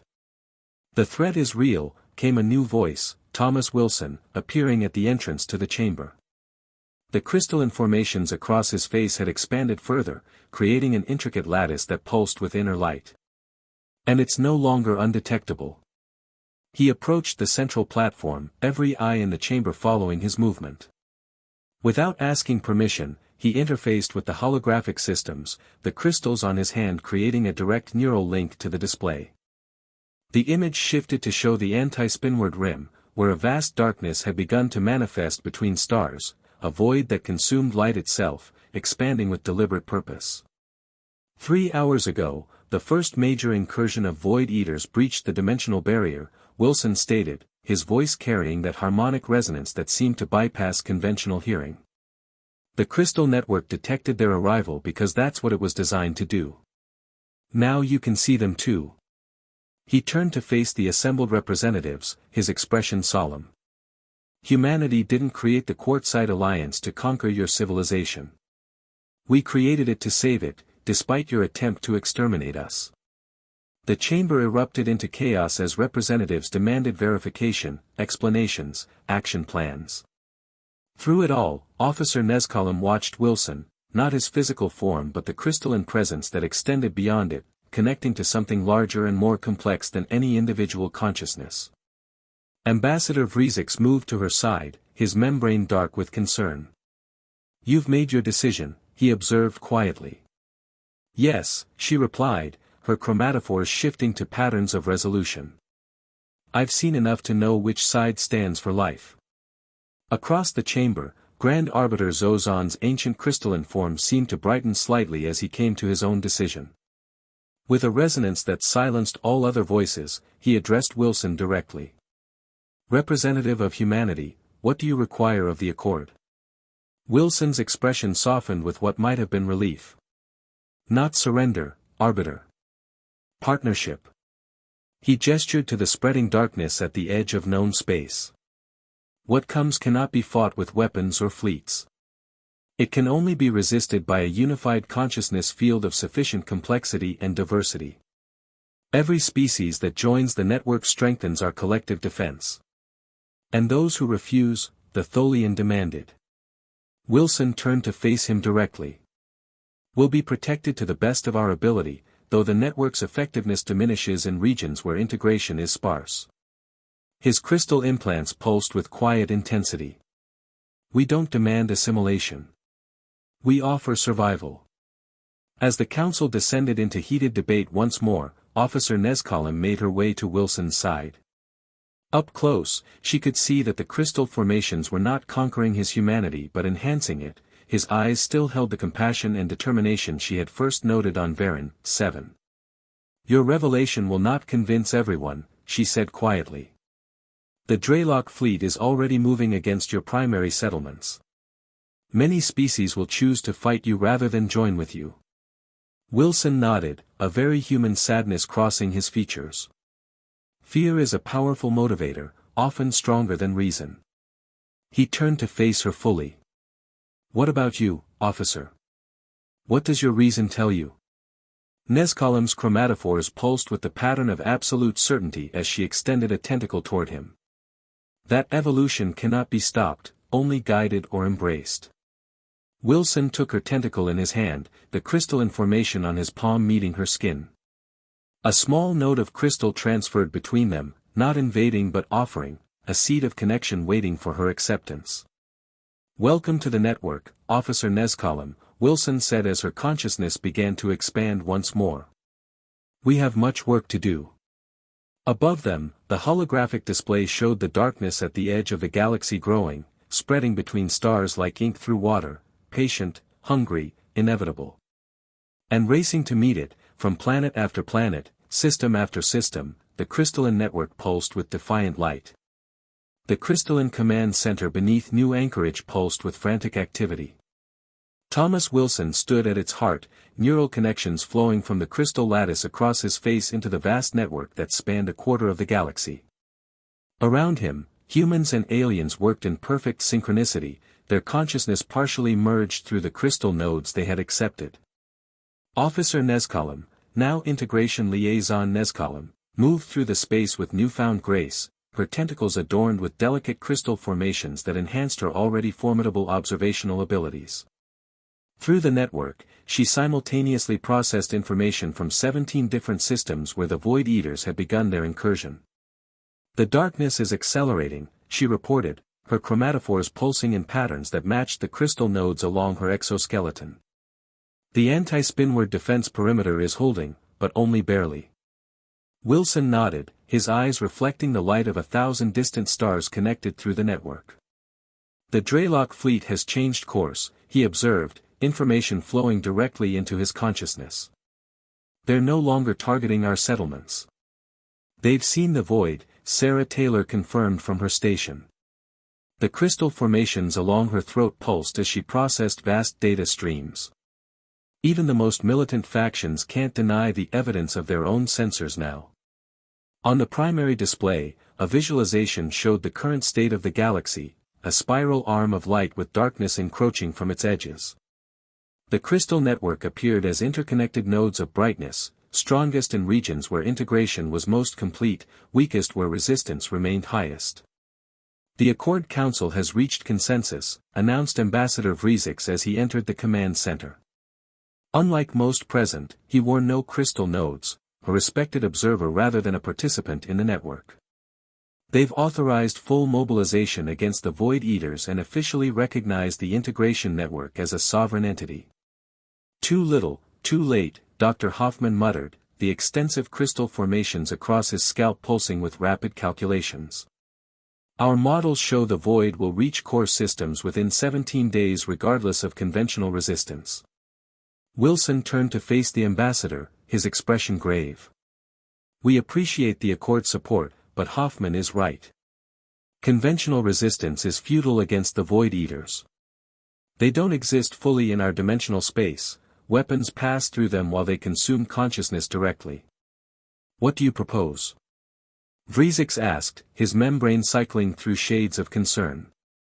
Full integration, Wilson replied simply. The crystal network at maximum density creates a consciousness field the void cannot penetrate. But to achieve critical density across the threatened systems would require near-universal participation. You're asking species that were ready to go to war with you days ago to suddenly join your collective consciousness, Vrizix observed, membrane darkening. Many will choose extinction over what they perceive as assimilation. It's not assimilation, Nezkalem interjected, her tentacles gesturing emphatically. I've experienced the network firsthand. Individuality remains intact, enhanced, not erased. Nevertheless, Vrizix replied, perception matters more than reality in moments of crisis. The Tholian Alliance, the Zolotan Imperium, the Drelok Federation, they view your network as an existential threat comparable to the void itself. Wilson's crystal implants pulsed with rapid information exchange as he processed data from across the galaxy. Then we demonstrate the difference, he said finally, decision crystallizing in his mind. Prepare the Nexus. We're implementing Protocol Sunflar. The command center fell momentarily silent before erupting into coordinated activity. Dr. Hoffman approached Wilson, his expression grave beneath the crystal formations. Tom, Sunflar hasn't been tested at this scale. The theoretical models suggest significant risk to the primary consciousness anchors, including you. We're out of alternatives, Marcus. Wilson's gaze turned to the visualization of the advancing darkness. The Void Eaters will reach populated systems in hours. We need to show everyone exactly what they're facing, and what we're offering. The energy requirements are enormous, Sarah warned, joining them. We'll need to divert power from all integrated systems. Wilson nodded, decision made. Send the alert through the network. All nodes prepare for temporary power diversion. As commands flowed through the crystal system, Wilson turned to Vrizix. Ambassador, contact the Accord Council. Tell them to broadcast on all frequencies that any vessel within 2 light-years of a void incursion should prepare for temporary system disruption followed by illumination. Illumination? Vrizix questioned. Wilson's expression softened slightly. They'll understand when they see it. The flagship of the Drelok Federation, Inevitable Justice, hovered at the edge of the darkness that had consumed the Karalan system. Admiral Zorotha's mechanical shell vibrated with mounting dread as his energy form witnessed stars being devoured by the advancing void. Sensors detect no conventional matter, reported his second-in-command. Yet the darkness clearly has mass and effect. It's consumed 3 inhabited worlds in this system alone. And the populations? Zoroth demanded. Gone. No life signs, no transmissions, no debris. The officer's mechanical appendages clicked anxiously. It's as if they were erased from existence. Zoroth rotated his sensory array toward the tactical display. His mighty fleet, once destined to purge the galaxy of human quartzite infection, now seemed pitifully inadequate against this incomprehensible threat. Admiral, his communications officer interrupted. Incoming transmission from the Accord Council. They're advising all vessels to prepare for temporary system disruption followed by something called illumination. More crystal network interference, Zorotha's energy form pulsed with contempt. Even facing oblivion, they seek to control us.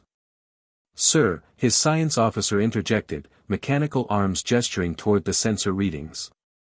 The darkness is accelerating toward our position. Estimate contact in 6 minutes. Zorotha's energy form dimmed with grim resolution. Maintain position. Power all weapons. We will show this void that the Drelok do not flee, even from darkness itself. As his crew rushed to comply, Zoroth privately adjusted his mechanical shell's power distribution, diverting energy to his consciousness core. If his physical form was consumed, at least his energy signature might escape to warn others.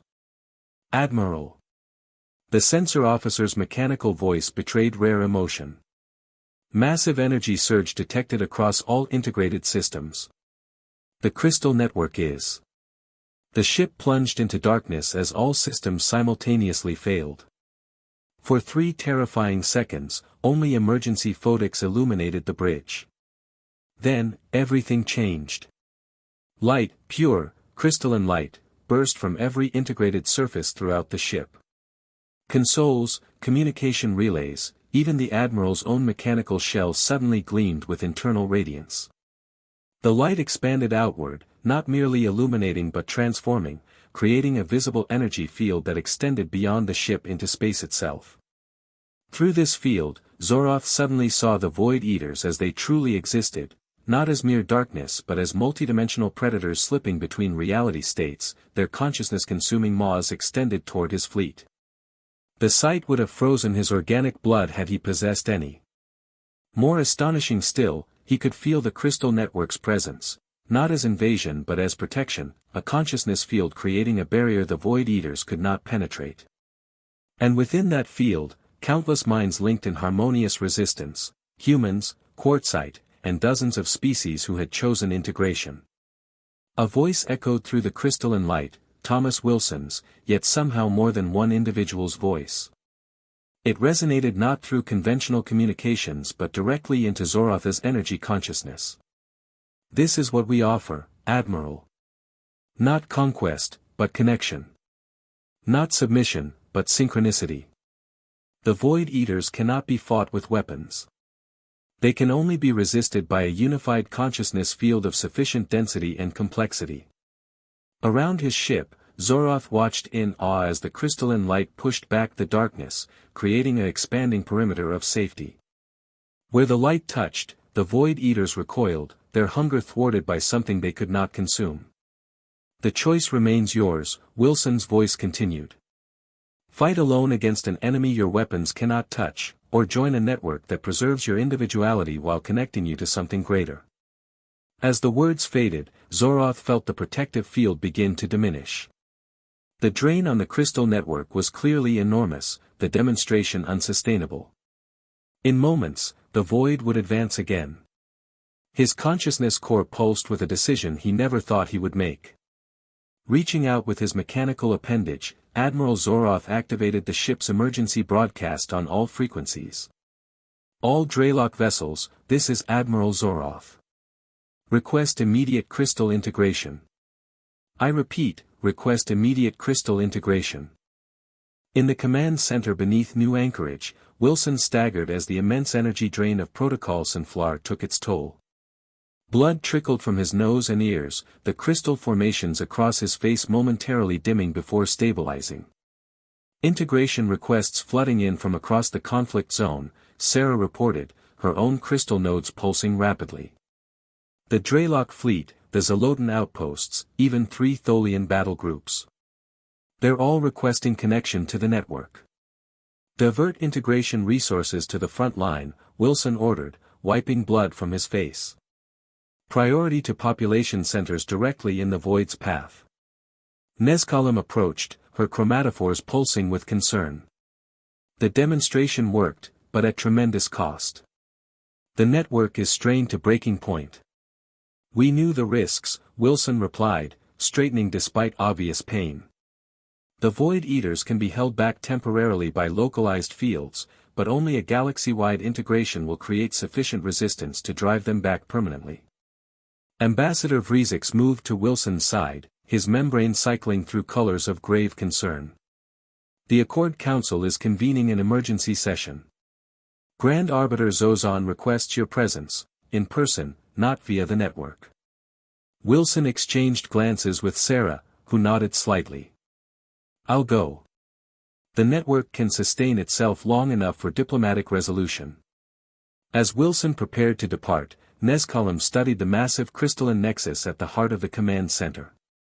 Through her integrated consciousness, she perceived patterns within patterns, the complexity of the network structure revealing itself in ways her unenhanced mind could never have comprehended.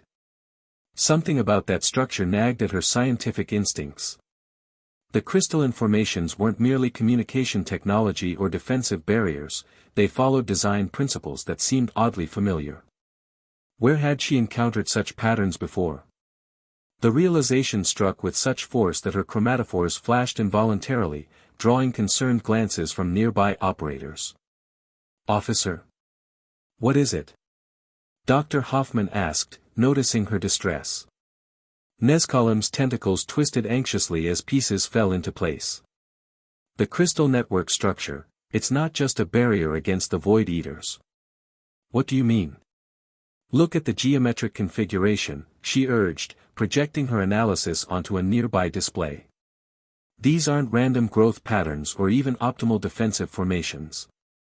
They're resonance frameworks. Hoffman's eyes widened behind his crystal implants. Like amplifiers. Precisely.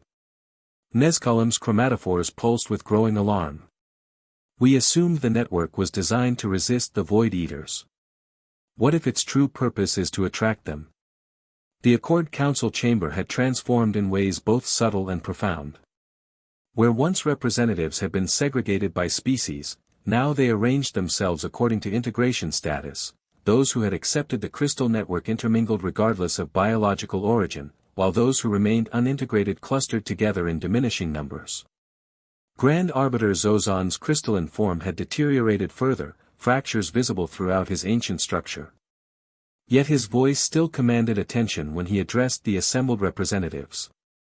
The demonstration of Protocol Sunflar has proven the efficacy of the integration network against the Void Eaters. We face a choice unprecedented in our 12,000 cycles of existence: resist integration and face consumption by the Void, or embrace a transformation that fundamentally alters what we are. Thomas Wilson stood before the council, the crystal formations across his face now covering nearly half his features. Despite this, his expression remained recognizably human, compassionate yet resolute. Integration preserves individuality while connecting consciousness, he reminded them. Each species retains its unique perspective while gaining access to a collective intelligence far greater than any individual mind. And yet, observed the Mithrak delegate, one of the few major species still resisting integration, one cannot help but notice that as the crystals spread across your physical form, something of your humanity is altered. Can you truly claim to be the same Thomas Wilson who first petitioned this council for protective status? Wilson's expression softened. I am both more and less than that man. Just as a child who grows to adulthood retains their essential self while becoming something new. He gestured to the integrated representatives throughout the chamber. Ask them if they regret their choice. Ask them if they feel diminished or enhanced by connection. Before discussion could continue, the chamber doors burst open. Officer Nezkalem rushed in, her chromatophores pulsing with urgent patterns that drew immediate attention from other integrated species. Arbiter, representatives, we've discovered something critical about the network's true nature, she announced, projecting data directly from her crystal nodes onto the Council's display system. The holographic image showed the crystal network structure analyzed at quantum levels, revealing patterns invisible to conventional observation. The integration network isn't merely a defense mechanism, Nezkalem explained, her tentacles gesturing emphatically. Its geometric configuration creates quantum resonance patterns that extend beyond our dimensional space. It doesn't just resist the Void Eaters, it's designed to attract them. The chamber erupted in alarmed communication as representatives processed this revelation. Wilson remained oddly still, his crystal implants pulsing with subtle patterns. Explain, demanded Grand Arbiter Zozan, his ancient voice cutting through the chaos. The network configuration creates a resonance beacon visible across dimensional barriers, Nezkalem continued. We believe the Void Eaters appeared at the galaxy's edge by coincidence or natural migration. Analysis suggests they were drawn here specifically by the crystal network's activation. All eyes turned to Wilson, whose expression remained impassive despite the accusation implicit in Nezkalem's words. Is this true? Vrizix asked, his membrane darkening with concern. Did humanity and the Quartzite deliberately attract these predators to our galaxy? Wilson's eyes met Nezkalem's across the chamber, human eyes behind a crystalline mask, filled with something between regret and resolve. Yes, he said simply. The network serves dual purposes, defense against the Void Eaters and attraction of their attention. You brought this devastation upon us deliberately. The Tholian representative's armored exoskeleton clicked with rage. Billions have already been consumed by the darkness. To save trillions more, Wilson countered, his voice taking on that harmonic quality that seemed to bypass conventional hearing. The Void Eaters cannot be defeated through conventional means, nor can they be evaded forever. They have consumed 7 galaxies already and would eventually find ours regardless of our actions. So you accelerated our doom?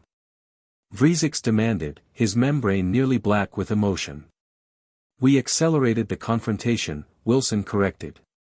On our terms, with preparation, while we still have resources to resist them. His crystal implants pulsed with internal light as he accessed deeper network connections. The Void Eaters grow stronger with each consciousness they consume. Left unchecked for another 1,000 cycles, they would have become unstoppable. We had to engage them now, while resistance remains possible.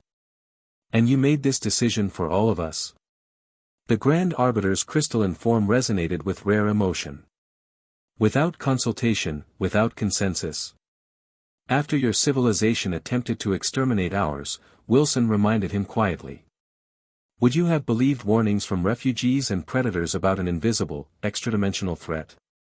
Would you have voluntarily transformed your entire societal structure based on our word alone? The council chamber fell silent as the implications settled over the assembled representatives. Finally, Nezkalim stepped forward again, her chromatophores pulsing with the pattern indicating profound realization. There's more, she said, her voice softer now. The resonance patterns in the crystal network, they're not quartzite in origin. Wilson's expression remained unchanged as Nezkalim continued, pieces falling into place as she spoke. I've analyzed the fundamental structure of the crystal technology. Its quantum configuration contains patterns impossible for evolved biological intelligence to conceive. The basic framework isn't alien. Her gaze fixed on Wilson. It's human. The chamber erupted once more in confused communication as Wilson stood unflinching beneath the revelation. Impossible, the Mithrak delegate objected. Humans were a prestellar species when their planet was destroyed. They had no quantum technology. They did, Nezkalim insisted, her scientific certainty unwavering. The crystal technology isn't an adaptation of quartzite biology, it's an implementation of existing human theoretical frameworks. Frameworks that existed before Earth's destruction. All eyes turned to Wilson, who finally moved, stepping forward to address the council directly. Humanity was never what you thought we were, he stated, his voice resonating with truth long concealed. Earth wasn't our origin, it was merely our latest refuge. We have moved from world to world for over 15,000 cycles, staying ahead of the Void Eaters who have pursued us across the cosmos. Stunned silence greeted this revelation as Wilson continued. We developed the theoretical framework for the crystal network millennia ago, but lacked the physical medium to implement it. The quartzite provided that medium, a crystalline structure capable of manifesting our quantum designs in physical form. But Earth showed no signs of advanced technology, Vrizix objected. Our surveys before the intervention revealed a primitive industrial civilization. We hid, Wilson acknowledged. As we always have. Spreading our knowledge in fragments across our population, concealing our true capabilities behind the facade of natural development. The crystal formations across his face pulsed with ancient memory. When we detected your civilization's approach, we buried our advanced technology and presented ourselves as an emerging species. It's a strategy that has served us through 14 galactic cycles. Why? Grand Arbiter Zozan demanded. Why such elaborate deception? Because advanced civilizations fear what they don't understand, Wilson replied simply. As you demonstrated by attempting to exterminate us. Had you known our true nature, your response would have been even more extreme. Nezkalim's mind raced as implications cascaded through her consciousness. The evacuation of Earth, it wasn't luck that 8% survived. It was planned. Wilson nodded. We detected your tampering with our sun years before the flare event. We prepared accordingly, selecting representatives with key knowledge fragments to ensure our collective wisdom survived. And the quartzite? Vrizix asked. How did supposed refugees form an alliance with the most feared predatory species in the galaxy? We recognized kindred spirits, Wilson said, his expression softening.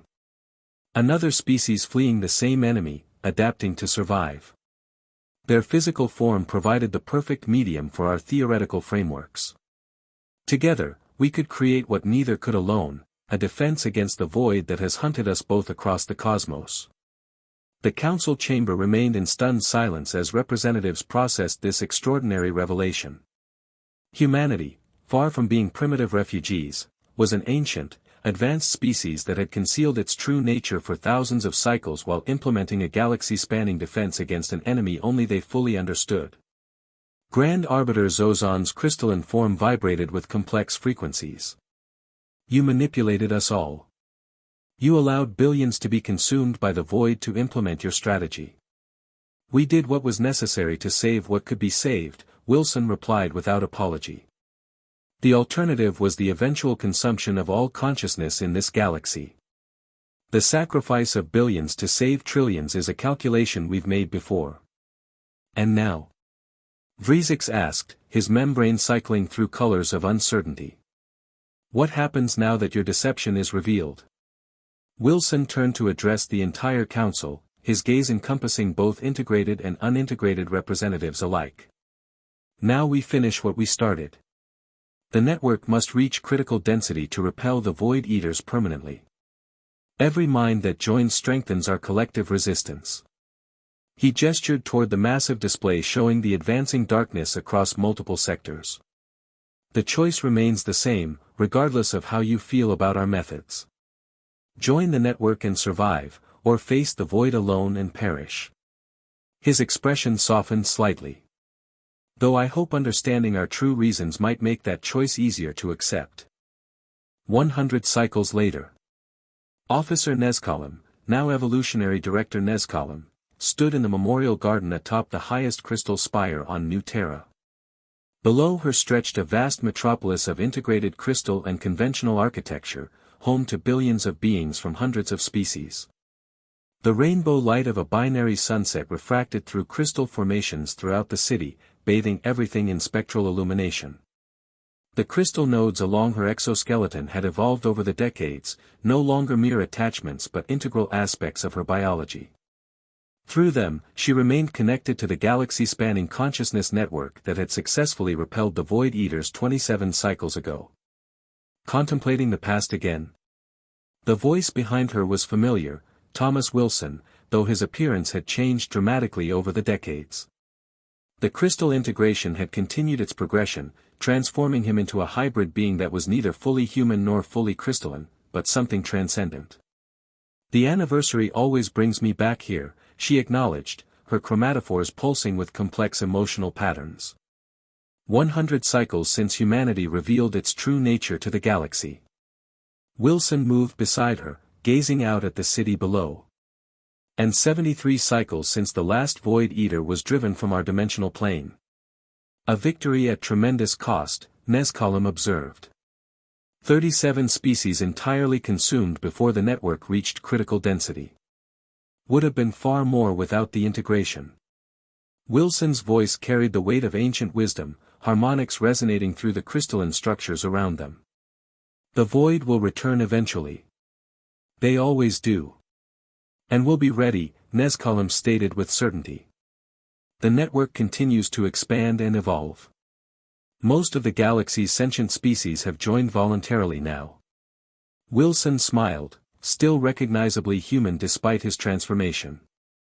Integration through choice rather than necessity. Evolution as it should be. They stood in comfortable silence, two beings who had witnessed the transformation of a galaxy from fragmented civilizations into a connected consciousness that spanned countless worlds while preserving the unique perspectives of its constituent minds. There's something you haven't told the council, Nezcolum said finally, her scientific intuition still keen after all these decades. Something about what lies beyond the dimensional barrier the Void Eaters penetrated. Wilson's expression remained neutral, but a subtle pulse in his crystal formations betrayed his surprise. What makes you think that? The network's expansion continues despite the Void's retreat, she observed. The resonance patterns have evolved, extending farther into dimensional frequencies beyond our conventional understanding. You're preparing for something else. For a moment, Wilson seemed to consider deflection or denial. Then, perhaps recognizing the futility of concealing truth from a mind as connected and perceptive as Nezkalim's, he nodded slightly. The Void Eaters are merely the vanguard, he acknowledged. Predators that clear the path for what follows. In the 15,000 cycles that humanity has fled across the cosmos, we've glimpsed what pursues us, what pursues all consciousness eventually. And what is that? Nezkalim asked, though something in her connected consciousness already sensed the answer. Wilson's gaze turned upward, beyond the crystal spires to the stars emerging in the darkening sky. Entropy given purpose. The heat-death of reality condensed into intentional form. The final observer that seeks to witness the end of all things. He turned to face her directly. The Void Eaters consume consciousness. What follows consumes reality itself, collapsing dimensional barriers, unraveling physical laws, accelerating entropic decay. Nezkalim's chromatophores pulsed with patterns indicating profound existential concern. How long do we have? Difficult to say, Wilson admitted. The dimensional barriers weakened during the Void incursion but have stabilized since their retreat. Perhaps another 1,000 cycles. Perhaps less. And can it be stopped, she asked, the crystal nodes along her exoskeleton resonating with the question. Wilson's expression held something between resignation and determination, the look of a being who had faced annihilation countless times across eons of existence. Unknown, he said finally. But for 15,000 cycles, humanity has adapted, evolved, and survived. We've transformed from a purely organic species into something that transcends conventional categorization. He gestured to the integrated city below, where beings of countless biological origins coexisted within the crystal network. And now we're no longer alone in that evolution. The final light of the binary sunset caught in the crystalline structures throughout the metropolis, sending rainbow refractions dancing across the landscape, light defying darkness, pattern resisting chaos, consciousness standing against oblivion. The next phase begins, Wilson said quietly. The crystal network was only the foundation. What we build upon it will determine whether consciousness itself has a future in this universe. As darkness settled over New Terra, lights activated throughout the city, not merely illuminating but connecting, each crystal node pulsing in harmonious resonance with the galaxy-spanning network that linked minds across incalculable distances. A constellation of consciousness that might, perhaps, shine brightly enough to hold back the final night. Nezkalim's gaze returned to the memorial garden where they stood, a living monument to those lost in the struggle against the void. At its center stood a simple crystal obelisk etched with words from humanity's distant past, preserved through their long journey across the cosmos. We are the scattered ones. Seeds carried on cosmic winds. Growing wherever we fall. Transforming what we touch. Becoming what we must. To ensure that light endures. Above them, the stars continued their ancient vigil, unaware or perhaps unconcerned that something vast and patient watched from beyond the dimensional veil, waiting for barriers to weaken once more.